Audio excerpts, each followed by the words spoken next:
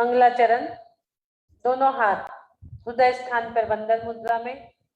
मोक्ष मार्गस्य नेतारं भेत्तारं कर्म भूभुतां ज्ञातारं विश्वतत्त्वानां वन्दे तद्गुणलब्धये, वन्दे तद्गुणलब्धये, वन्दे तद्गुणलब्धये।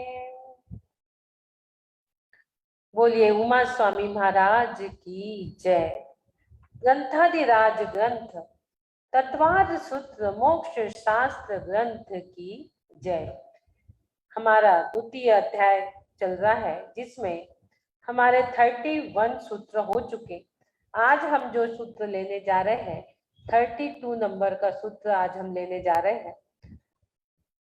32 नंबर का सूत्र हम लेंगे जिसमें हमारी चर्चा शुरू से जब हम देखते हैं तो 53 भावों की चर्चा हमने की, उपयोग और लक्षणम इंद्रियों की चर्चा हमने की और उसके बाद हमने विग्रह गति की चर्चा की कि जीव की विग्रह गति कितने समय की और जीव जब उत्पन्न होता है तो कितने मोड़े लेता है। ये सारी चीजें हम प्रतिदिन द्वितीय अध्याय के माध्यम से जान रहे हैं। कल जो हमने देखा था वो योनि जन्म के प्रकार हमने देखे थे, गर्भ, उपपाद और सम्मूर्छन। 3 प्रकार के जन्म के भेद हमने देखे थे, सम्मूर्छन, गर्भ और उपपाद।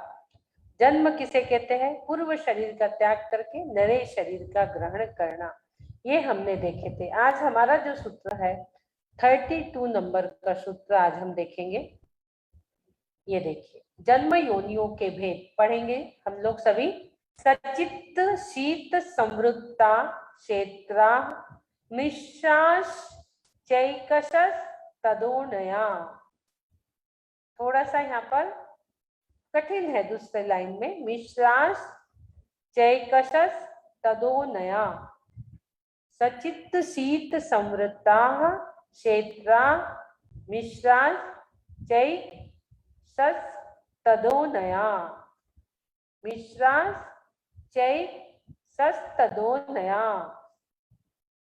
सचित शीत समृद्धा क्षेत्रा मिश्राश चैक, थोड़ा सा यहाँ पर स्टॉप देके सस तदोनया, मिश्राश चैक सस तदोनया, ऐसा उच्चारण यहाँ करना है आपको। थोड़ा सा सस तदोनया, थोड़ा सा जोर देके दो पे, तदोनया, सस तदोनया, ऐसे उच्चारण यहाँ थोड़ा करेंगे। जन्म योनि के भेद। कल हमने जन्म देखा था कि जन्म किसे कहते हैं? पूर्व शरीर का त्याग कर नए शरीर को धारण करना वो जन्म है। और वो कितने प्रकार के थे? सम्मूर्छन, गर्भज और उपपाद। 3 प्रकार के जन्म हमने देखे थे। जो अपने शरीर के योग्य पुद्गल औदारिक परमाणु के द्वारा माता पिता के रज और वीर्य के बिना शरीर की रचना होती है, वो सम्मूर्छन जन्म है। और गर्भ जन्म क्या था? स्त्री के उदर में रज और वीर्य के मेल से जो जन्म होता है वो गर्भ जन्म था। और उपपाद जन्म क्या था? माता पिता के रज और वीर्य के बिना लघु अंतर मूर्त में ही संपूर्ण शरीर सहित देवों का संपुष्ट सैया में और नारकियों का उष्ट सैया में, मतलब ऊंट की मुख आदि के आकार में स्थित जो उत्पन्न होता है वो उपपाद जन्म है। यह उपपाद जन्म वाला शरीर वैकरिक रजकणों का बनता है। ये चीज हमने 3 कल देखी थी। जीव तो अनादि अनंत होने के कारण इसका न उत्पन्न होना है, न नाश, न मरण होना है। तथापि अनादि से मिथ्या दर्शन और विकारी भावों के कारण इसे नए शरीर की आवश्यकता पड़ती है और यह जन्म मरण करते रहता है। इस प्रकार की चर्चा कल हमने करे थे। तो अब वो जन्म योनि के भेद हमें यहाँ पर देखना है। तो वो कौन से है? सचित, शीत और समृद्धता। 3 शब्द आप देख रहे हो, सचित, शीत और समृद्धता। तो सचित, शीत और समृद्ध 3 हो गए। अब इनके मिश्राश इसके सेत्रा यानी उल्टे, इनके उल्टे, सेत्रा यानी इनके उल्टे हमें जाना है। तो सचित का उल्टा क्या हो गया? अचित। शीत यानी ठंडा, ठंडा का उल्टा क्या हो गया? उष्ण, उष्ण यानी गर्म। संवृत्ता, संवृत्त का उल्टा क्या हो गया? विवृत्ता। तो कितने हो गए भेद? 3 ये 6 हो गए। अब इसमें क्या कह रहा है? मिश्रास चैत सस्तद्दोनया। तो अब मिश्र करो बोल रहे इनको। पहले तो उनने सचित शीत संवृत्त 3 ही बताए, लेकिन फिर सेत्रा कह दिए, बोले इनको उल्टी कर दो। उल्टे कर दिए तो 6 हो गए।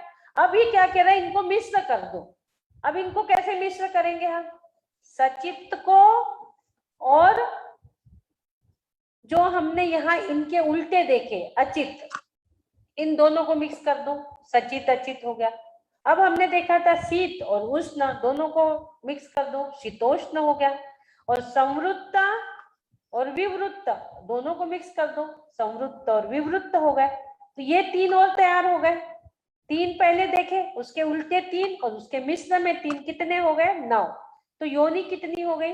9 भेद हो गए योनियों के। समझ गए आप लोगों को? ये 9 भेद योनियों के हो गए, जीवों की उत्पत्ति। अब यहाँ सवाल आता है कि योनि किसे, आप अब ये बताइए योनि किसे कहते हैं? अब ये प्रश्न यहाँ पर आता है, योनि यानी क्या? सब लोग समझते हैं, फिर भी जीवों की उत्पत्ति का स्थान जो होता है वो योनि कहलाता है। जीव जहां से उत्पन्न होता है वो स्थान यानी योनि कहलाता है। योनि और जन्म में जो संबंध है वो 2 प्रकार का संबंध है। जीव के उपजने का स्थान वह योनि है। हम लोग भी माताएं हैं, हमें भी पता है, हमने भी जीव की उत्पत्ति की है, तो उसे योनि कहते हैं। मिश्र रूप होकर औदारिक आदि 9 कर्म वर्गणा रूप पुद्गलों से सहित बनता है जीव, जिसमें वह योनि है। हम सीधी सिंपल भाषा रखेंगे, जीव का उपजने का स्थान जो है वह योनि है। सीधी सिंपल भाषा आप याद रखिए, ठीक है। आगे, जन्म और योनि में क्या भेद है? जन्म को हमने कल परिभाषा देखी थी जन्म की, कि पूर्व शरीर का त्याग करके नई शरीर को धारण करना, वो जन्म है। लेकिन योनि क्या है? आधार। योनि क्या है? आधार है। और जन्म क्या है? आधेय है। आधेय यानी अधिकरण। जैसे कुमार का चाक है, योनि को आधार कहा है और जन्म को आधेय क्या है? कुमार का चाक है, उसका आधेय क्या है? आधेय यानी अधिकरण क्या है उसका? पृथ्वी है। इसी प्रकार से हम यहाँ क्या देख रहे हैं? जन्म और योनि। तो योनि क्या हो गई? आधार हो गई। और जन्म क्या हो गया? आधेय हो गया, यानी अधिकरण हो गया। अब जब उसने जन्म लिया तो योनि को छोड़ दिया, योनि को छोड़ दिया, और जन्म जब उसने ले लिया तो वो स्वयं के आधार से स्थित हो गया। उसने योनि को छोड़ दिया, अब वो स्वयं के आधार से यानी अधिकरण, स्वयं से ही वो स्थित हो गया, स्वयं ही खड़ा हो गया, वो स्वयं के आधार में आ गया। वो जो स्वयं के आधार में आ गया वो आधेय हो गया, यानी अधिकरण।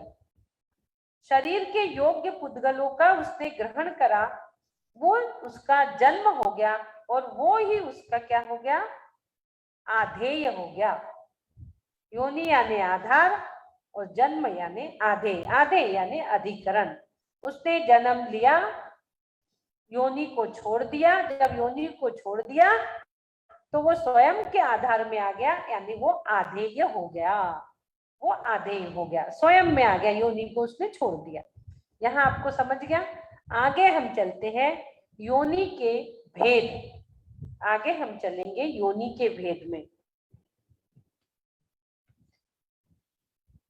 योनि के आधार आधेय देख ले हमने। उसके बाद योनि के 2 भेद है, एक आकृति योनि है, दूसरा गुण योनि है। 2 प्रकार के भेद है योनि के।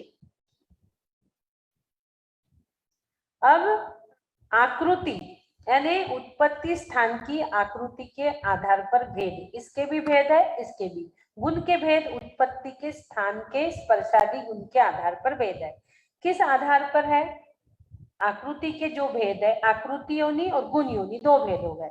गुण योनि का भेद उनके उत्पत्ति स्थान के स्पर्शन से होता है, लेकिन आकृति जो है इनके भेद उत्पत्ति स्थान के आकार, आकृति यानी आकार के आधार पर होता है। तो इसके दो भेद हो गए, एक आकृति यानी आकार, आकृति को आप स्वयं सरल शब्द ले लो, आकार शब्द ले लो, आकृति को आकार भी कहते हैं।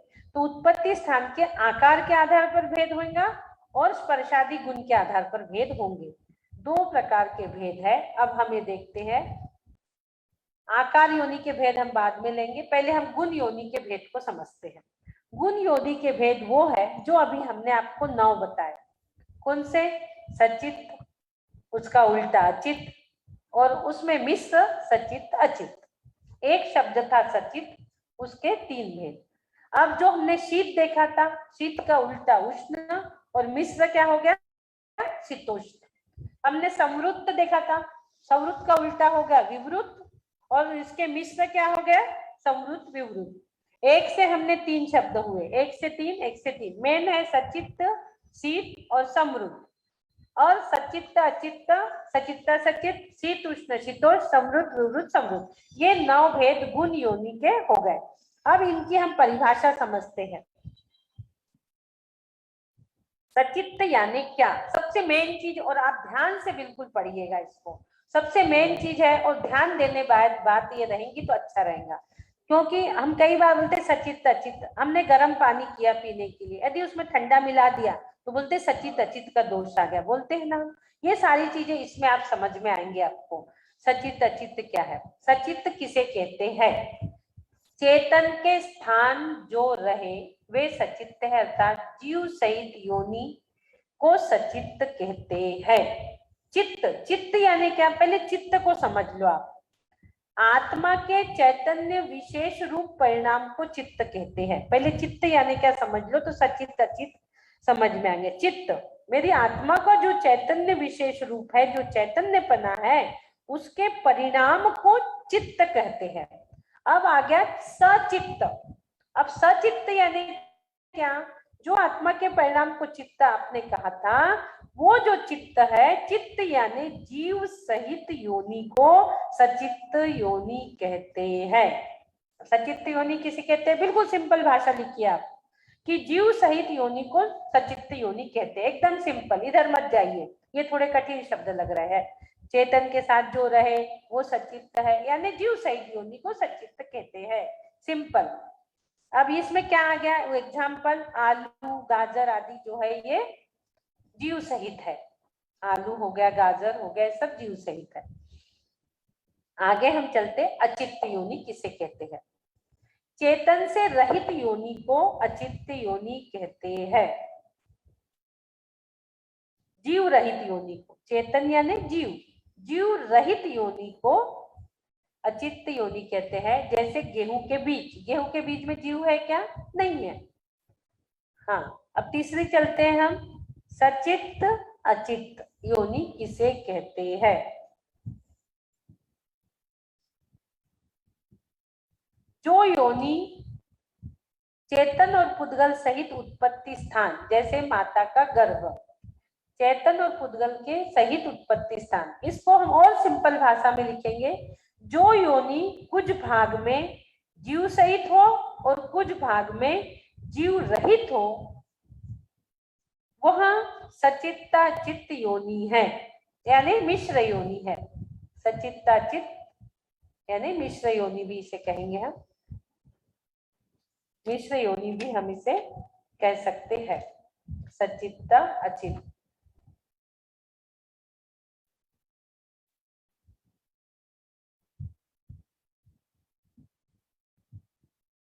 जो गर्भ से होते हैं वो सचित्त अचित्त, जिसका शरीर, जिसका जो शरीर है वो कैसा हो गया? जीव रहित, और जो जीव है वो जीव सहित हो गया, अंदर में अपने अपने गर्भ में जीव है, और हमारा जो शरीर है ये अचित्त है, इसलिए सचित्त भी है अचित्त भी है, जीव सहित भी है जीव रहित भी है, उसे कहते हैं सचित्त अचित्त यानी मिश्र। चेतन और पुद्गल सहित उत्पत्ति स्थान, जैसे माता का गर्भ। हमारा गर्भ कैसा है? सचित्त अचित्त है, चेतन भी है, पुद्गल भी है, क्योंकि शरीर हमारा पुद्गल है ना। अब समझ में आ गया होगा आपको, एकदम सिंपल भाषा में मैंने सचित्त अचित्त और सचित्ताचित्त समझाया। अब दूसरा जो शीत है उसको समझते हैं। इसका विपरीत हो गया उष्ण और मिश्र हो गया शीतोष्ण। शीत यानी क्या? जिन पुद्गल में शीत स्पर्श होता है ना, ठंडा। शीत यानी ठंडा। जिस योनि का कुछ भाग हमें ठंडा लगता है। शीत का अर्थ है ठंडा। किसी किसी जीव का जन्म स्थान ठंडा होता है, जैसे नारकियों का जन्म स्थान। नारकियों का जो जन्म स्थान होता है वो बहुत शीत भी रहेगा, कभी बहुत उष्ण भी रहता है। इतना ठंडा कि जीव मर ही जाए, इतना गर्म कि वहां जीव मतलब मर ही जाए। इतने शीत और इतने उष्ण होते हैं नारकियों के जन्म के स्थान। तो कुछ भाग ठंडा, कुछ भाग उष्ण। जो शीत स्थान है वह शीत योनि है। जो जिन पुद्गलों में शीत का स्पर्श है वो शीत योनि, जिन पुद्गलों में उष्ण स्पर्श प्रकट होता है वो उष्ण योनि, और जिनमें दोनों भी है, शीत भी है उष्ण भी है, ऐसे उभय रूप पुद्गल स्कंद को शीतोष्ण कहते हैं। जो कुछ ठंडा है कुछ गर्म है, मिली हुई है, कुछ शीत और कुछ उष्ण, वो शीतोष्ण हो गया। समझ में आ गया होगा। एकदम सरल से सरल लैंग्वेज में मैंने आपको जन्म के योनि स्थान को बता रही हूँ। अब एक संवृत और विवृत और समृत, तीन मेन शब्द थे। तीसरा शब्द है समृत। समृत यानी क्या? जो पुद्गल स्कंद देखने में नहीं आते, जिनका आकार गुप्त है।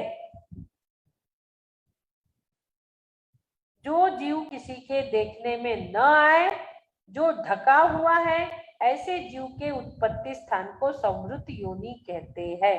जिन जिन की योनि कभी कभी दिखती नहीं है, सर्प आदि की योनि हमें कहाँ दिखती है, फिर भी उनका क्या होता है? जन्म तो होता ही है ना, ढका हुआ है, उनकी योनि ढकी हुई है। सर्प की योनि हम चाहते हैं देख ले तो हमें नहीं दिखती है, जो देखने में नहीं आती।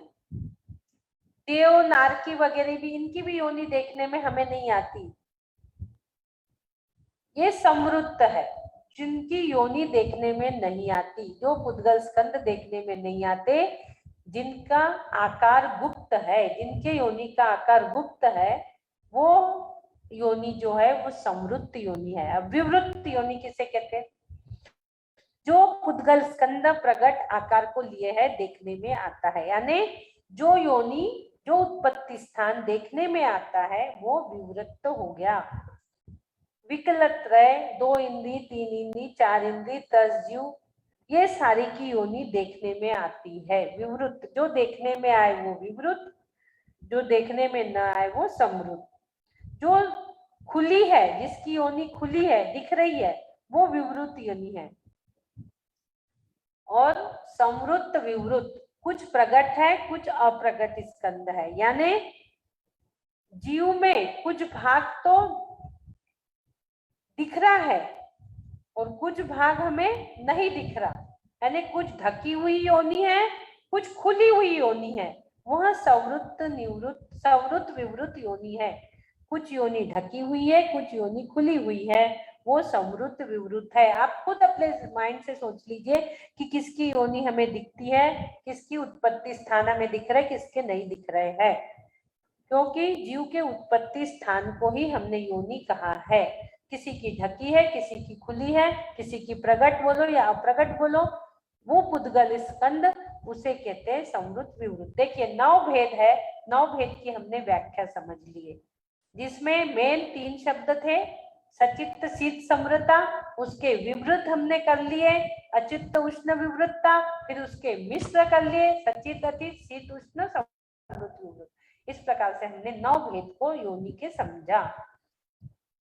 प्रत्येक जीव के ऊपर 9 में से हर समूह में से एक अर्थात कुल मिलाकर 3 योनि नियम से होती। जो हमने 9 भेद देखे वो 3 में से एक एक भेद प्रत्येक के रहते हैं, यानी प्रत्येक जन्म लेने वाले जीव की 3 योनि नियम से होती है। आगे हम अब इसमें लेंगे जो हमने देखा था एक इंद्री की उत्पत्ति नियम से संवृत्त में होती है। देखो, कोई भी एक इंद्री की उत्पत्ति नियम से संवृत्त में होती है। एक योनि की उत्पत्ति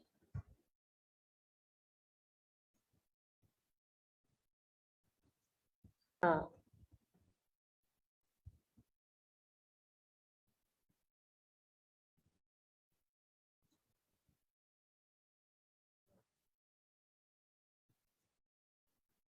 हाँ जीव देखेंगे आप, एक इंद्री की उत्पत्ति नियम से समृद्ध में होती है।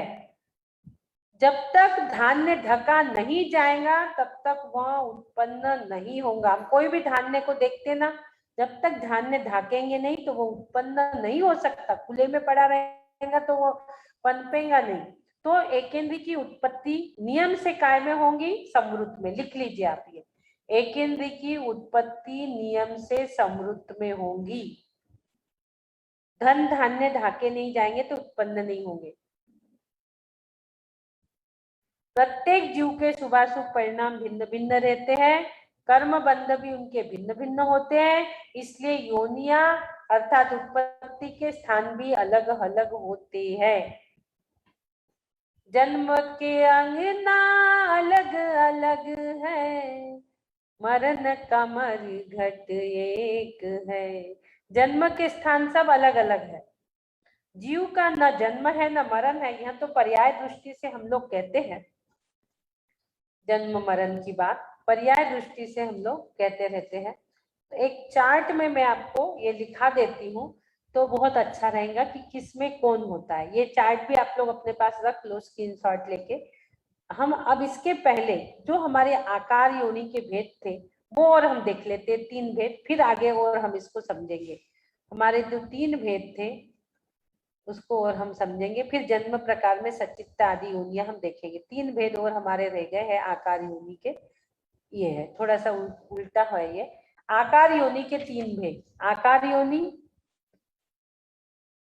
कूर्मोन्नत योनि और वंश पत्र योनि। 3 प्रकार की योनि है। इसको भी हम थोड़ा सा पहले समझ लेंगे कि आकार योनि क्या है। गर्भ नियम से विवर्जित है, गर्भ रहता ही नहीं है। जो ये बताए हैं आकार योनि, इसका जो भेद है 3 भेद। आकार योनि का जो पहला भेद है वो है संख्यावत योनि। इसमें यहाँ नाम नहीं दिया है, संख्यावत योनि उस कहते हैं। पहला संख्यावत, दूसरा कूर्मोन्नत, तीसरा वंशपत्र। पहले जो आकार योनि का भेद है, गलती से आकार योनि लिखा गया, इसका आकार भी बोलते हैं लेकिन इसको बोलते हैं संख्यावर्त योनि। आकार योनि के 3 भेद आप लिखोगे, संख्यावर्त योनि लिखो, शंख जो रहता है ना, संख्यावर्त योनि। दूसरा लिखो कूर्मोन्नत योनि, तीसरा लिखो वंशपुत्र योनि। हमने योनि के 2 भेद देखे थे, गुण योनि, आकार योनि। गुण योनि के 9 भेद, आकार योनि के 3 भेद। पहला भेद है संख्यावर्त योनि। अब समझ लो संख्यावर्त योनि को क्या कहते हैं। गर्भ नियम से विवर्जित है, गर्भ रहता ही नहीं है, यानी बांझ। गर्भ नहीं रहता है, यानी सीधी भाषा में जो बांझ है, जिनके गर्भ ही नहीं है, जो शंख के समान आवृत होता है, जिसका आकार कैसा है, शंख के समान होता है।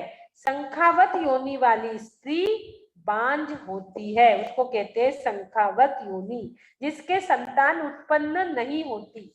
और एक और बात आपको बता दूं, इसमें बहुत अच्छा सब्जेक्ट है, आज आप सुन लिए, कोई लीव मत करिए, इसको सुनिए। शंखावत योनि जो होती किसकी होती है? ये सिर्फ चक्रवर्ती की पट्टरानी की होती है शंखावत योनि। उसको पुत्र नहीं होते चक्रवर्ती की पटरानी को। चक्रवर्ती की 96,000 रानियां होती हैं, हर चक्रवर्ती की 64,000 पुत्र होते हैं और 32,000 कन्याएं होती है। और उनकी जो पटरानी होती चक्रवर्ती की, वो शंखावत योनि वाली होती है। उनको बांझ कहा जाता है, उनको पुत्र नहीं होते, उनको गर्भ रहता ही नहीं है। दूसरी जो योनि है उसमें चलेंगे हम, शॉर्ट में थोड़ा समझा दी मैंने आपको। दूसरी योनि है कुर्मोन्नत योनि। कुर्मोन्नत योनि अब किसे कहते हैं? ये जो योनि होती है ये कछुए के पीठ के समान होती है। कैसी होती है ये? कछुआ की पीठ आपने देखे ना, थोड़ी सी वक्र रहती, झुकी हुई, ऊपर से उठी हुई। तो कुर्मोन्नत योनि जो होती है ये कछुए के पीठ के जैसी होती है। कछुए के पीठ के समान ऊपर में उठी हुई जो होती है वो कुर्मोन्नत योनि होती है। कुर्मोन्नत योनि से तीर्थंकर, बलभद्र, कामदेव महापुरुषों का जन्म होता है, उसको कुर्मोन्नत योनि कहते हैं। साधारण नहीं है कुर्मोन्नत योनि। तीर्थंकर जैसे को जो पुत्र को जन्म देती है, जो सकल चक्रवर्ती है, जो अर्ध चक्रवर्ती है, जो 6 खंड के अधिपति नारायण, पति नारायण, बलभद्र है, वो उपजते हैं ये कुर्मोन्नत योनि से। देखो हम लोग को कितनी सारी नॉलेज हो रही है सब योनियों की, यानी उत्पत्ति के स्थान। हमें तो इतना डिटेल में नहीं पता था जो हम देख रहे हैं आज। कुर्मोन्नत योनि से होते हैं तीर्थंकर आदि के जन्म होते हैं, साधारण योनि से नहीं होते। महापुरुषों के जन्म कुर्मोन्नत योनि से होती है। और आगे जो अब बचता है, पहले हमने देखे पटरानी को शंखावत गर्भस्थान रहता ही नहीं, फिर देखा कुर्मोन्नत योनि जिससे तीर्थंकर, बलभद्र, चक्रवर्ती, नारायण आदि उत्पन्न होते हैं। उसके बाद हमने देखा वंश पत्र योनि, तीसरा जो है वंश पत्र योनि।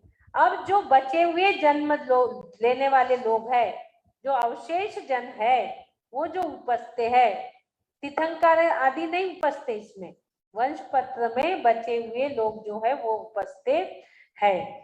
बचे हुए जो है शेष जीव सभी जन्म ले सकते हैं वंश पत्र योनि से। महापुरुषों का जन्म कुर्मोन्नत योनि से ही होता है।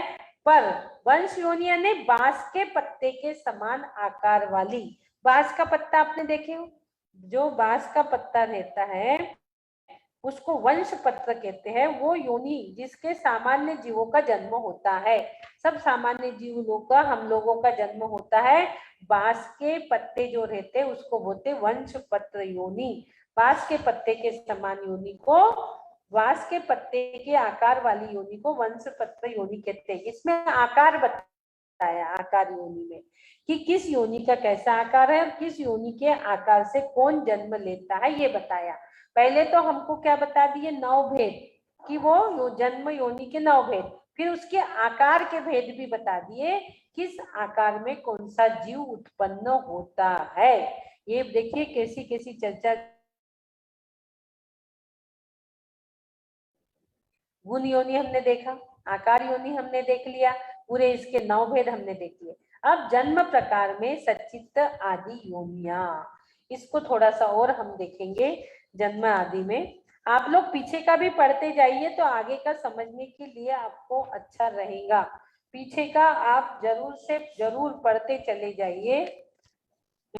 हम लोग कहते हैं ना 84 लाख योनि की भटकन, माता पक्ष, पिता पक्ष, 197, 97.5 लाख कुल कोटि, हम कहते हैं कि नहीं, उसमें पढ़ते हैं हम प्रतिक्रमण में 1 से 97.5 लाख कुल कोड़ी, ऐसा पढ़ते हैं ना। माता पक्ष, पिता पक्ष, माता पक्ष 84 लाख योनि, पिता पक्ष 1 से 97.5, ऐसा हम लोग पढ़ते हैं।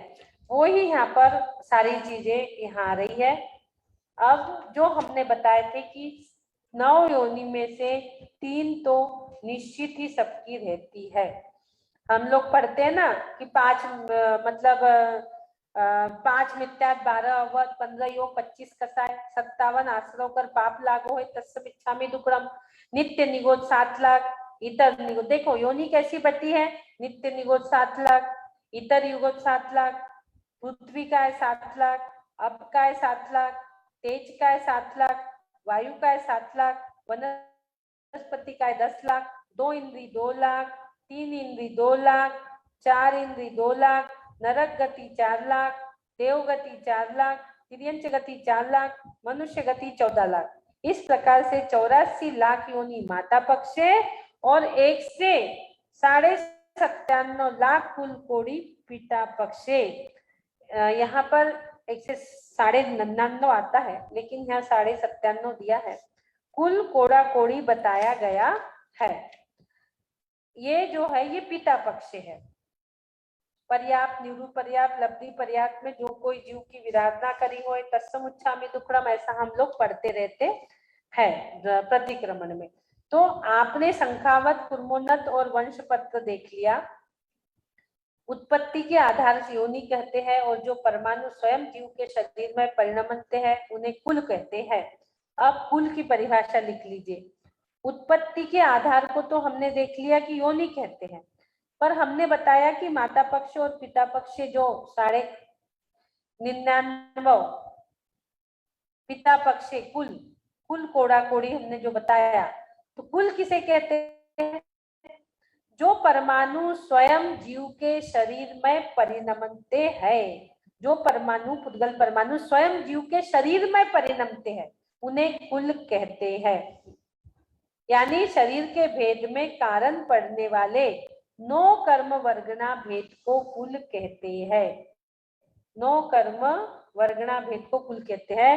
197.5 लाख कुल कोड़ी बताए हैं।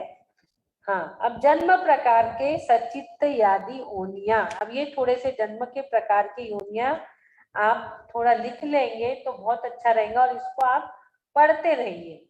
किस योनि में किस जीव जन्म लेते हैं, इसका खुलासा हमने भेद जाना, लेकिन किस योनि में कौन से जीव उत्पन्न होते हैं।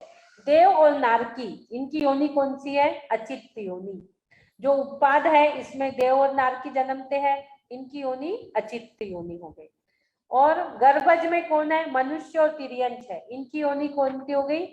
सचित्त और अचित्त। यानी उद्गल भी है, जीव भी है, जीव भी है, जीव रहित भी है, जीव सहित भी है, जीव रहित भी है, गर्भ की अभी हमने समझाया था। तो उत्पाद वालों की अचित्त और गर्भ वालों की सचित अचित्त हम लोगों की। सम्मूर्छन, इसमें पूरे पंचेंद्रिय तक जीव भी सम्मूर्छन होते हैं, तो इनकी तीनों भी होती है। सचित भी होती, जीव सहित भी होती, अचित्त जीव रहित भी होती, और जीव सहित और जीव रहित भी सम्मूर्छन जीव होते हैं।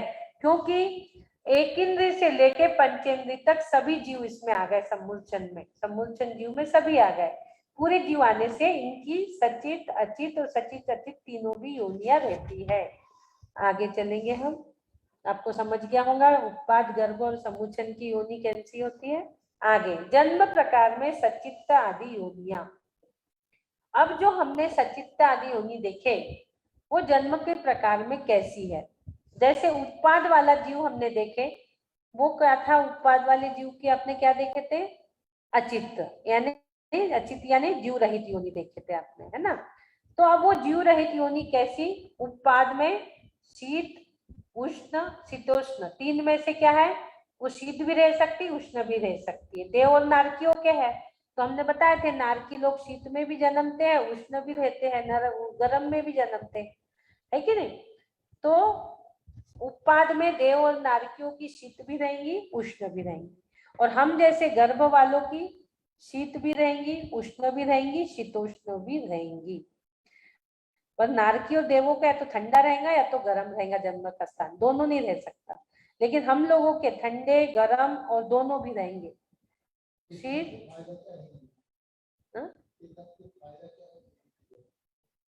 हाँ, और देखो, और ये है सम्मूर्छन। सम्मूर्छन में हमने एक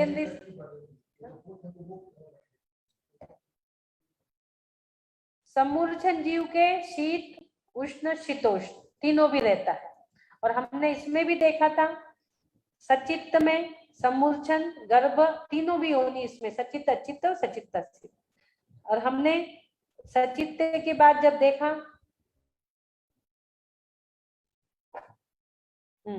सचित्त में शीत उष्ण हमने देखा, तीनों भी आ गए सम्मूर्छन। अब आगे हम चलते हैं जन्म प्रकार में सचित्त आदि योनियां। इसमें समृद्ध, विवृत और समृद्ध विवृत तीनों चीज हम देख रहे हैं। सबसे पहले आपको पीछे लेके जाती हूँ एक बार और। सचित्त अचित्त सचित्ता सचित देख लिए, फिर आपने दिखा शीत उष्ण शीतोष्ण देख लिया। अब मिश्र में आ गए आप, समृद्ध विवृत और समृद्ध विवृत मिश्र में आ गए। तो उत्पाद उत्पाद देवनारकियों की समृद्ध होती है, जीव सहित, जीव रहित नहीं होती और जीव अजीव भी नहीं होती, क्योंकि हमने देखा था उनका कैसे उत्पन्न होते हैं। शंख हमने देखा था ना कल, शंख के आकार में वो रहते हैं, शिप का आकार जो रहता है, शिप के अंदर वो जीव रहता है और तुरंत ही वो शिप की पेटी खुलती है और जीव अलंकार आदि पहन के उत्पन्न हो जाता है। देवियां कैसे उत्पन्न होती है? अलंकार सहित, कपड़े के सहित, हमने कल देखा था। तो वो जीव सहित ही उत्पन्न हो जाते हैं, वो उत्पाद हो गया। उत्पाद में समृद्ध यानी जीव सहित उत्पन्न होना। उसके बाद हमने देखा था गर्भ, गर्भ में समृद्ध विवृत, और समृद्ध विवृत में क्या हो गया? समृद्ध और विवृत दोनों भी हो गया। यानी हमारा कैसा है? शरीर जीव रहित है पर आत्मा जीव सहित है। हमारी योनि जीव सहित जीव रहित दोनों रहती है, इसको समृद्ध और विवृत कहते हैं। उसके बाद समृद्ध समूर्छन, एकेंद्री से लेके पंचेंद्री तक, तो इसमें समृद्ध यानी जीव सहित भी आ गया। गेहूं के दाना जो बताए थे हमने, जीव रहित थे वो, और जो गांधी मुजर वगैरह हमने बताए थे, आलू वगैरह, वो जीव सहित थे। तो एकेंद्री से लेके पंचेंद्री तक जीव सहित जीव रहित दोनों हो गए, वे समूर्छन हो गए, समृद्ध और विवृत हो गए। लेकिन समृद्ध विवृत एक साथ नहीं रहेंगे, ये एक साथ नहीं रहेंगे समूर्छन जीव।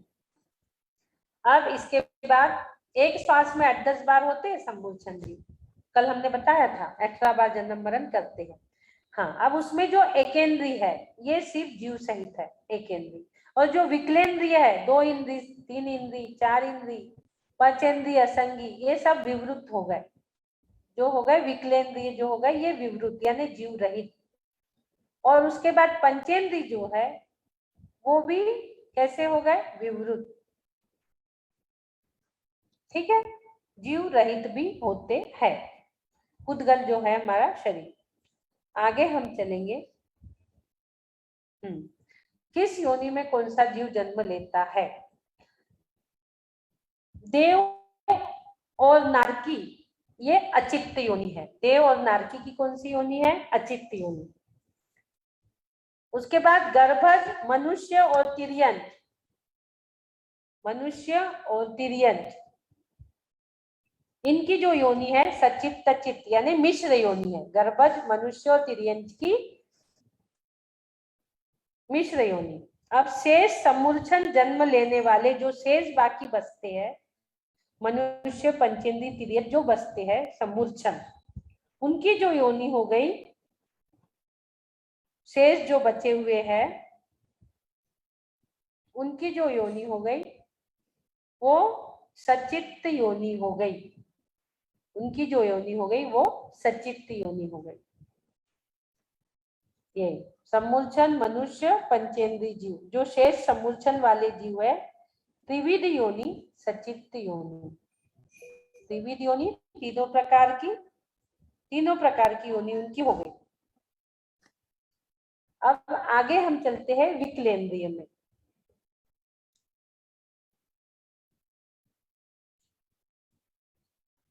विकलेंद्रिय पृथ्वी, वायु और वनस्पति। अभी इसमें अग्नि निकल गई, क्यों? क्योंकि शीत है, ये शीत है। अग्नि कैसी? उष्ण है, उष्ण है, तो अग्नि योनि उष्ण हो गई। और जल, ये जो हो गया ये शीत योनि वाले हो गए, जल आदि जो हो गए।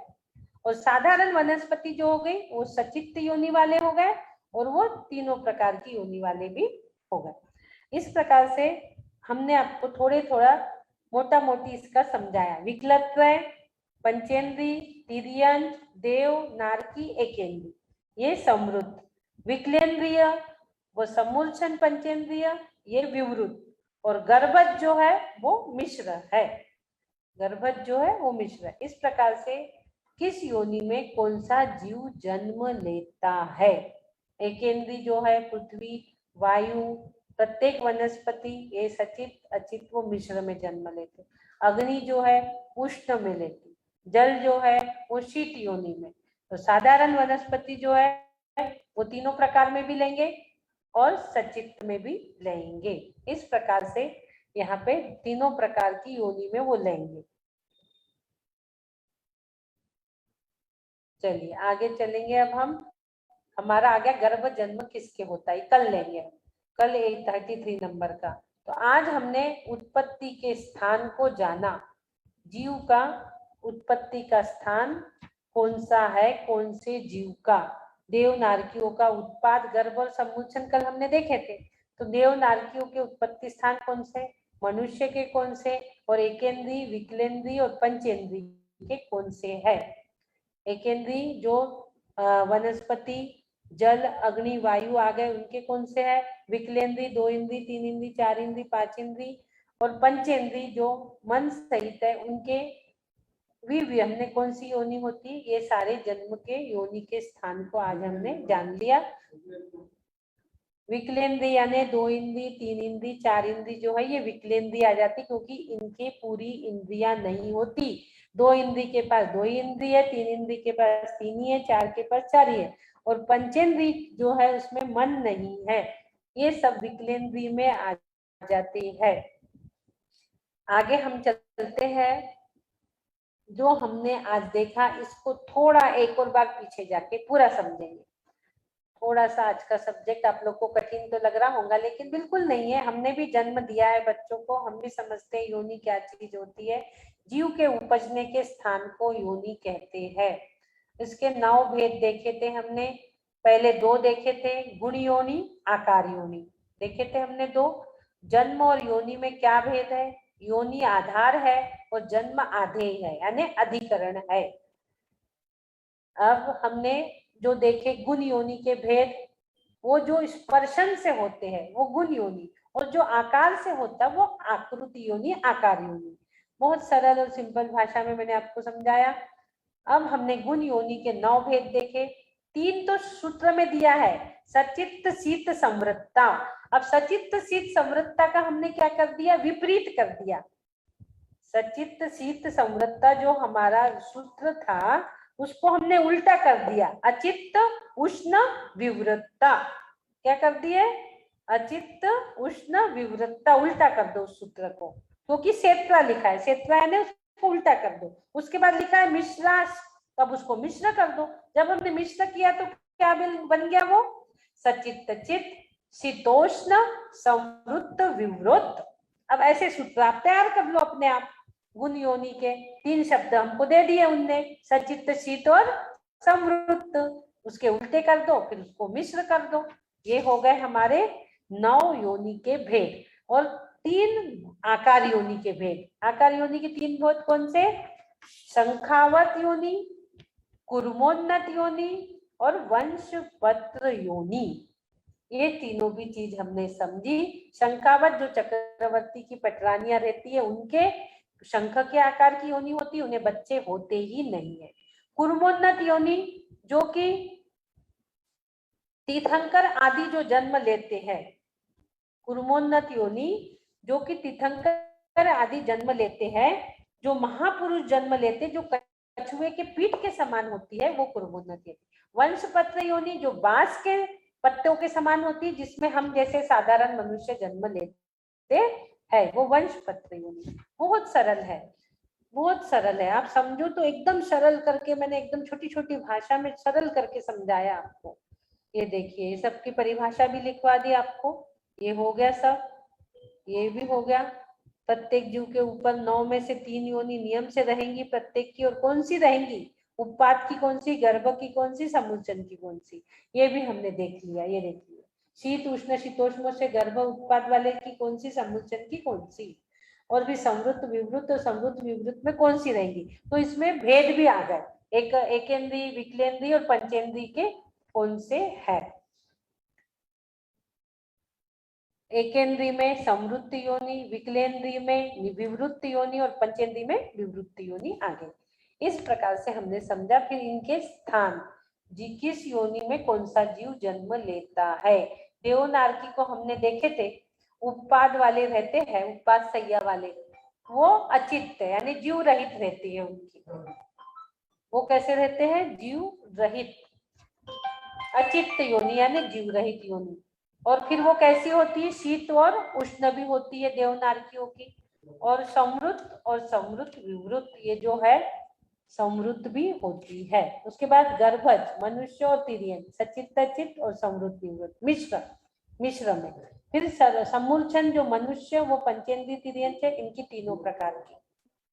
और विवृत, इधर गए हम विकलेंद्री, 3 प्रकार की, सचित, अचित और मिश्र, तीनों प्रकार की, सचित, अचित और मिश्र। एकेंद्री पृथ्वी, वायु, वनस्पति इनकी, और अग्नि की उष्ण, जल की शीत। पृथ्वी का है, वायु का है और वनस्पति का है, इनकी सचित, अचित और मिश्र। 5 है ना ये, पृथ्वी, अग्नि, जल, वायु और वनस्पति।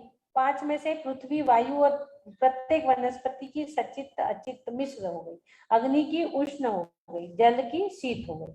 अब जो साधारण वनस्पति है वो सचित होते हैं, जिसपे हमारा जीवन चलता है, वो सचित होता है। वो तीनों प्रकार के होते हैं, सचित जो होते हैं वो तीनों प्रकार के होते हैं।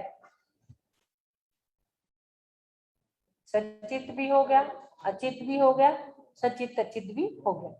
चलिए, इस प्रकार से हमने योनियों को समझा। बोलिए द्वादशांग और जिनवानी माता की जय। ये सब पढ़ने से हमें फायदा क्या है? हमें सारी चीजें पता रहना जरूरी है कि जैन धर्म में क्या क्या चीज बताया है। इसको जानने से लोग बोलेंगे हमें क्या करना, हमारा तो जन्म हो गया, खत्म बात, कहाँ से हुआ, क्या हुआ, कौन सी योनि में हुआ, इससे हमें क्या करना। नहीं, ये हमें पता रहना चाहिए कि हमारी योनियां कैसी है, हमारा जन्म कहाँ से होता है, बाकी देवनारकियों का कहाँ से होता है, तिर्यंचों का कहाँ से होता है, ये थोड़ी डिटेल में जानकारी रहना चाहिए हमारे पास। इससे हमें बहुत फायदे होते हैं। जब हमें ये पता चलता है तो हमारी बुद्धि वहां दौड़ने लगती है कि हमारा गर्भस्थान कैसा है। तिर्यंच गाय, गाय का जन्म किसी का हुआ, गाय के बछड़े का, हमारी बुद्धि वहां भागेगी कि उसका जन्म कहाँ हुआ, कैसे हुआ, हमें ये चीज पता होनी। देव नारकियों के जन्म होते हमारी बुद्धि वहां जाएगी, वो अग्नि में हुआ, शीतोष्ण में हुआ, उष्ण में हुआ, कैसे हुआ। तो हमें ये चीजों की जानकारी होना चाहिए। जैन धर्म का ये सार है और इसको जानने से हमारे अंदर बहुत पावर बढ़ता है। जो जो चीज हम जानते हैं वो चीज हम हीलिंग के लिए पावर देती है, हीलिंग के लिए हमें पावर प्रदान होता है। इससे हमारे आत्मशक्ति जागरूक होती है, ये सारी चीजें जानने से। कल हम देखेंगे गर्भ जन्म किसके होता है, और आगे आपको क्लियर क्लियर क्लियर होते जा रहा है। जन्म और मृत्यु से हमें मुक्त होना है तो हमें पता रहना चाहिए हम जहाँ से उत्पत्त हो रहे हैं उस स्थान को, हमें उस स्थान को ही छोड़ना है, हमें उस स्थान को ही छोड़ना है जन्म मरण के। तो हमें पता होना चाहिए ये जन्म मरण के स्थान। बोलिए द्वादशांग जिनवानी माता की जय जय जय। चलिए, रवानी के ज्ञान से सूझे लोकालो, सोवाणी मस्तक नमो सदा देत हूँ लो। हे जिनवानी भारती तो है जपू जिन रे, जो तेरो शरणा गए सो पावे सुख चैन। देव भजो अरिहंत को गुरु सेवा निर्गन, दया धर्म दानो मानो दया धर्म करो सदा, यही मोक्ष का पंथ, यही मोक्ष का पंथ। बोलिए द्वादशांग जिनवानी माता की जय। प्रतिक्रमण करने से पहले एक सूचना आप लोगों को दे दूं, हमारे साथ जो प्रार्थना जी काम कर रही थी उनके मिस्टर की अचानक ही, कल हमने बात की 2 बजे, हमने कहा प्रार्थना से बात करवाओ। कल जैन साहब ने बात की प्रार्थना से बात कराओ, तो बोले मैं अभी करवाता हूँ 2 बजे प्रार्थना से बात। और 2 बजे जब प्रार्थना से बात कराने के लिए हमने फोन किया तो पता चला कि उनके मिस्टर एडमिट है, अचानक ही उनके मिस्टर की तबीयत खराब हो गई। तो हम लोग आज प्रार्थना के मिस्टर के लिए अभी सेशन के बाद कंटिन्यू 9 बजे हम हीलिंग स्टार्ट कर देंगे। जिन जिनको भी प्रार्थना जी के मिस्टर के लिए हीलिंग देना है वो 1 बाय 1, एक ये बंद नहीं होगा, 8:45 हो गए, प्रतिक्रमण के बाद डायरेक्ट शुरू करेंगे। 1 बाय 1 सभी लोग हीलिंग दीजिए प्रार्थना के मिस्टर को कि वो जल्दी से जल्दी, 72 घंटे डॉक्टर ने कहा थोड़े क्रिटिकल है, इसलिए आप लोग कंटिन्यू उनके लिए हीलिंग देंगे। हम उनकी फोटो डाल देते हैं आगे थोड़ा सा हमारा प्रतिक्रमण, हाँ हम 2 में हम दिखा देंगे। अभी अभी हम थोड़ा प्रतिक्रमण बाकी है, प्रतिबंध करेंगे और एक का एक्सपीरियंस जरूर लेंगे आज हम। किसी भी चीज का एक्सपीरियंस एक जना कोई बोलेगा, हीलिंग का बोले या तत्वार सूत्र का बोले, किसी भी चीज का बोले, एक का एक्सपीरियंस लेंगे। पहले हम प्रतिक्रमण। हे अरियंत प्रभु, मुझसे मन वचन काया द्वारा, क्रोधमान माया लोक द्वारा, कृतकारी तनुमोदना द्वारा, समरम समारंभ आरंभ द्वारा सच्चे देवगुरु शास्त्र की अवहेलना हुई हो, असाधना हुई हो, विराधना हुई हो, श्रद्धान डगमगा गया हो, अश्रद्धान हो गया हो सच्चे देवगुरु शास्त्र पे, तो मुझे क्षमा करे प्रभु, मुझे क्षमा करे। तथा हे प्रभु, एकेंद्री से लेके पंचेंद्री तक किसी भी जीव का दिल दुखाया हो, मेरे वजह से उनके शरीर में आदि व्याधि पहुंची हो, मेरे वजह से उनके शरीर के चिथड़े आदि हुए हो, मुझे क्षमा करे, क्षमा करे, क्षमा करे प्रभु। तथा हे कोरोना रूपी केंद्रीय जीव, आपने जो यह आतंक फैलाया है, ये धीरे धीरे कम हो रहा है और आप अब अपने स्थान पे चले जाइए। आप अपने आत्मा का कल्याण करिए, समो शरण में जाइए, भगवान की वाणी सुनिए, विदेह क्षेत्र में जाइए, सिमंदर भगवान की वाणी सुनिए, अपने आत्मा का कल्याण करिए। जाने अनजाने में अज्ञानता बस हमने आपको बहुत दुख पहुंचाया, इसलिए हम आपके क्षमा प्रार्थी है, क्षमा प्रार्थी है, क्षमा प्रार्थी। तथा हे प्रभु, आज का नया दिवस आपने नए अनुष्ठान के साथ हमें दिया, इसलिए हम आपके कोटि कोटि आभार व्यक्त करते हैं। कोटि कोटि नमन, कोटि कोटि वंदन, कोटि कोटि वंदन, कोटि कोटि नमन करते। तथा हम भावना भाते हैं, जब भी हम देह विसर्जन करें, लेट के नहीं बैठ के करें, लेट के नहीं बैठ के करें, लेट के नहीं बैठ के करें। घर से नहीं मंदिर से जाए, घर से नहीं मंदिर से जाए, घर से नहीं मंदिर से जाए। और हम हमारे शरीर को कैसा बनाए? संयम रूपी मंदिर बनाए और उस पर संलेखना रूपी कलश चढ़ा के जाए। हम हमारे शरीर को संयम रूपी मंदिर बनाए और संलेखना रूपी कलश चढ़ा के जाए। इसी भाव के साथ सभी लोग हंसते मुस्कुराते मैं स्वस्थ हूँ, इन्हीं भावों के साथ मैं स्वस्थ हूँ, मैं स्वस्थ हूँ, मैं स्वस्थ हो रहा हूँ, मैं स्वस्थ हो रहा हूँ, मैं स्वस्थ हो चुका हूँ, मैं स्वस्थ हो चुका हूँ। स्वस्थोहम सुरक्षितोहम ओम नमः आरोग्योहम परम स्वास्थ्य स्वरूपो परम स्वास्थ्य स्वरूपो आरोग्योहम आनंदोहम निरोगो स्वस्थोहम सुरक्षितोहम कर्मातीतोहम सिद्ध स्वरूपोहम ओम नमः सिद्धेभ्यः ओम नमः सिद्धेभ्यः ओम नमः सिद्धेभ्यः ओम सुखम ओम सुखम ओम शांति ओम शांति। बोलिए आदिनाथ भगवान की जय जय जय। कोई एक अपना करुणा नाहटा जी क्या बोल रहा है, हैंड रेज है, कोई अपना एक्सपीरियंस शेयर करेंगे तो आज अच्छा लगेगा, बहुत दिन हो गए। मेरे जमाई बाबू का थोड़ा ठीक है आवाज करुणा जी, आवाज जय मेरी आवाज आप लोगों को आ रही थी? हाँ अच्छे से आ रही थी? हाँ ठीक से आ रही थी। अच्छा हाँ, जय जिनेन्द्र दीदी। हाँ जय जिनेन्द्र। मेरे जमाई बाबू का आज बड़े वाले डॉक्टर देखेंगे और बताएंगे कि क्या करेंगे, भाई ऑपरेशन करेंगे या क्या करेंगे। अच्छा तो देखो आज दिन भर हीलिंग चलने वाली है। हाँ आज 9 बजे देखेंगे वो। हाँ हीलिंग आपके भी दवाई के लिए रख देंगे, फोटो है हमारे पास प्रार्थना के मिस्टर की और आपके दवाई की, दोनों अखंड विनीत जी पारक।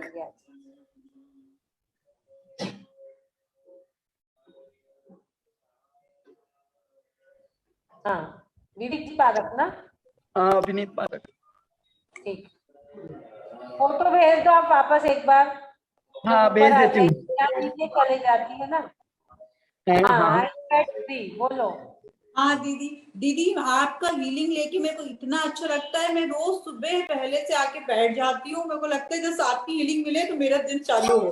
कि आपको बता नाम, रही हूँ, इतना मेरे को इतना अच्छा लगता है आपकी नाम हीलिंग। बोलिए, नाम, मोबाइल में। नाम। मैं बबीता बोल रही हूँ, बबीता। बबीता। हाँ बबीता। कहाँ से? मैं वैसे कलकत्ता से हूँ, लेकिन अभी बैंगलोर में हूँ मैं दीदी। अच्छा, बहुत अच्छा। बबीता जी ने अपना मैं आपको एक्सपीरियंस बता शेयर सकती किया। हूँ, मैं तत्वार सूत्री मेरे को नहीं समझ में आती, फिर भी मैं सुनती रहती हूँ, लेकिन कुछ तो जाए मेरे अंदर में।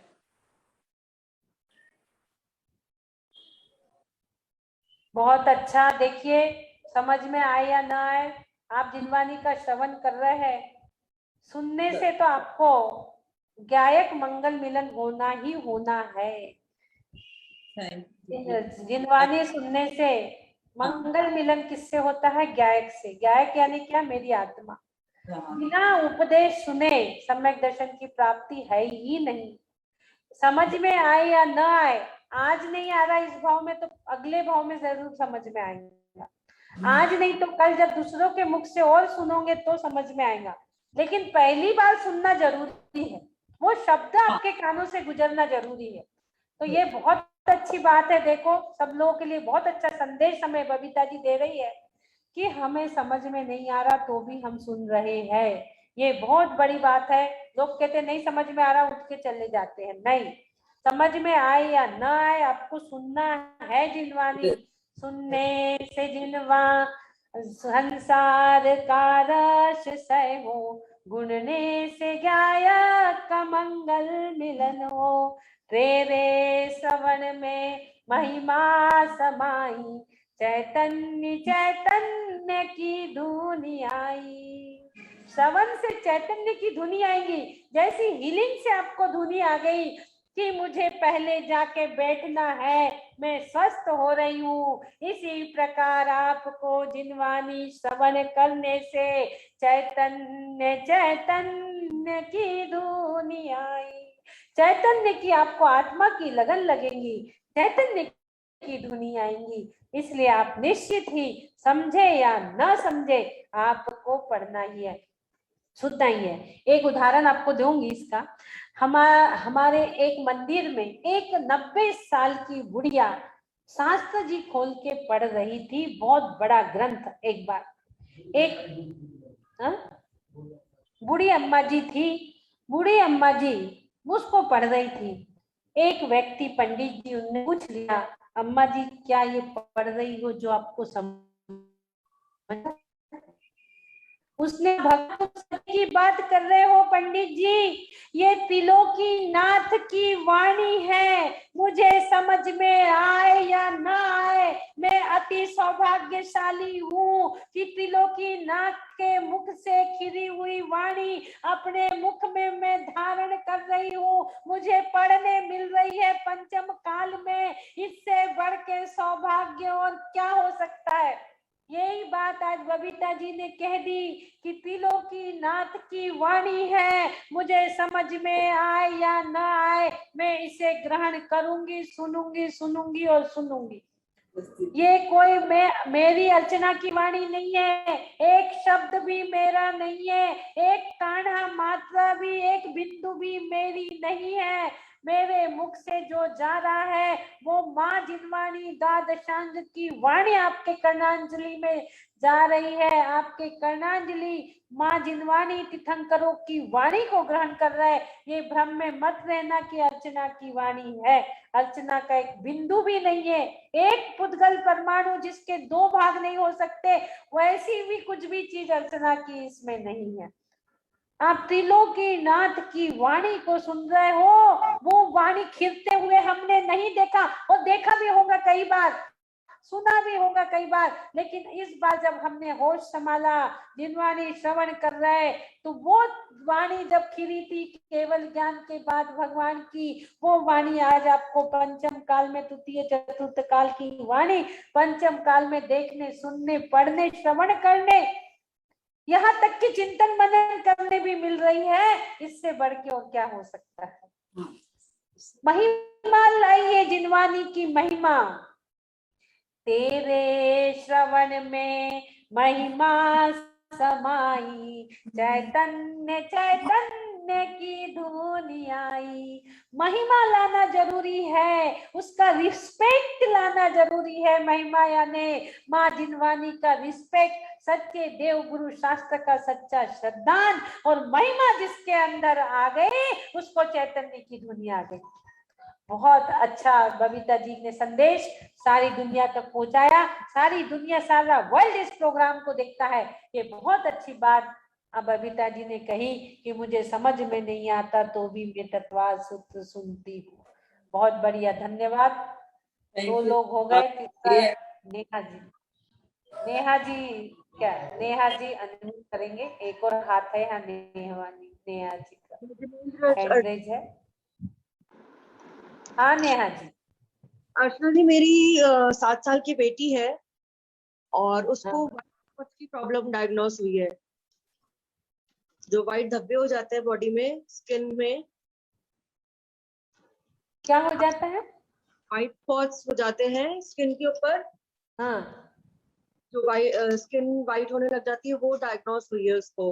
दिखाइए। हाँ, दिखाइए।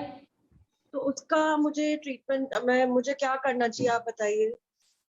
गम गम बीजाक्षर और 31 नंबर, सिर्फ आप गम गम गम की माला सुबह दीजिए, शाम को दीजिए 108 बार। आप देखोगे 8 दिन में बहुत फर्क पड़ जाएगा, खत्म ही हो जाएगा 8 दिन में। सुबह 5 बजे उठ के भक्तामर श्लोक का नहा धो के पीले कलर के वस्त्र पहन के आपको करना है, दीपक लगा के 31 नंबर श्लोक, छत्र स्वयं तव विभाति। उनको तिलों की नाथ के छत्र के अंदर बिठा लिए बेटी को। सोचिए तिलों की नाथ की छत्र छाया में आपकी बेटी बैठी है, 31 नंबर का श्लोक पढ़ रही है। उसका जो मंत्र रिद्धि उवसग्गहरम पासम पासम वन्नामि कम घणमक्कम विसर विसर्णिनाशनम। पार्श्वनाथ भगवान तो है ही संकट हरता, वो संकट हरण करेंगे। और गम बीजाक्षर जो कि आपके गम को भुला देगा।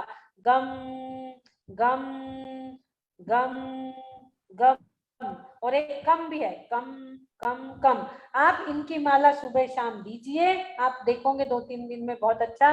और एक आधे दिन कभी हमसे हीलिंग ले लेना, हम भी सुना देंगे कभी समय देख के। आज काफी समय हो गया, हमें प्रार्थना के मिस्टर के लिए भी हीलिंग शुरू करना है, और करुणा नाहटा जी के दमान, उनके लिए भी हमें हीलिंग शुरू करना है। उनके ब्रेन में थोड़ा प्रॉब्लम है, दोनों की प्रॉब्लम एक जैसी है, इसलिए 17 नंबर, 45 नंबर, 14 नंबर और बीजाक्षर बम और अ, बम ओम बम, ये हीलिंग आज चलेंगी। और नेहा जी आपको गम करना है, ठीक है? हाँ, जुड़े रहिए, आप गम करते रहिए। अब हमारे पास एक और रेडमी के नाम से कौन जुड़ा हुआ है, अनम्यूट करेंगे। रेडमी के नाम से एक और जाए, इनको भी ले लेते हैं जरा, आज बहुत दिन बाद ले रहे हैं हम। हाँ जय जिनेन्द्र दीदी। हाँ नीला जी, आप